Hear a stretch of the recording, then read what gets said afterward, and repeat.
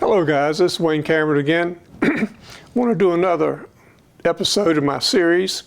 This one is on the correct tonguing syllable for playing the trumpet. Now, most American players are influenced by the Arbonne Method for playing the cornet or trumpet. And in the Arbonne Method, Mr. Arbonne suggests that you use the syllable tu, T-U. However, Mr. Arbonne was French. And when you say T-U in French, it's not the same as T-U in English.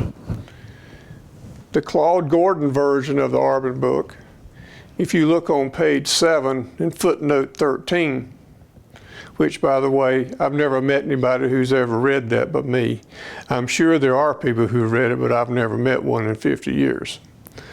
The point that Mr. Gordon makes, and which I have made my whole teaching career, is that this, pronounced in English, should not be done on the trumpet.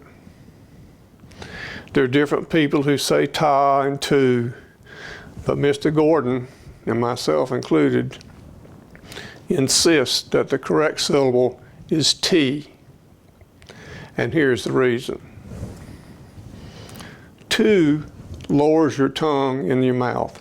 We talked about arching your tongue when we did slurs, right? When you go up in lip slurs, you pronounce the letter E, T, like that.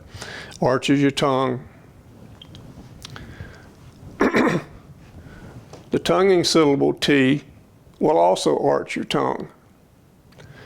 Why would you arch your tongue saying the E syllable when you slur and not say the T syllable when you tongue? I've never met anyone who's disputed that logic. If you dispute it, I'd like to hear it. In the version here, he says that the closest we can come to the French pronunciation of tu is T. I agree 100%. Now, let's discuss what happens when you arch your tongue saying the letter E. As you go up in pitch, you need to increase the airspeed. So, inside your mouth cavity, this is the roof of your mouth, this is your tongue arch. As the tongue arches, it makes this area smaller.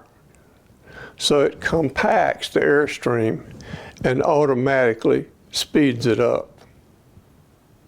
You blow from down here, that's the raw material. The tongue arch finesses it into a more useful product of airspeed. It has to happen. If you're playing the trumpet and you feel like you're blowing into a bottle, like it's back pressure, you're not arching your tongue. The air is not compressed into a compact airstream like a laser. As you go higher in pitch, the air has to be compacted into a more powerful airstream. You'll see that in the last version I did about Sarah Willis's French horn. You can see that when she's doing slurs in the upper register and going to the high register, tongue arch comes up, focuses the air. Okay? It's not a matter of using more air, it's a matter of using faster air. Any of you who play well will agree that you can hold a G on top of the staff longer than you can hold a G in the staff longer at the same dynamic. Why is that?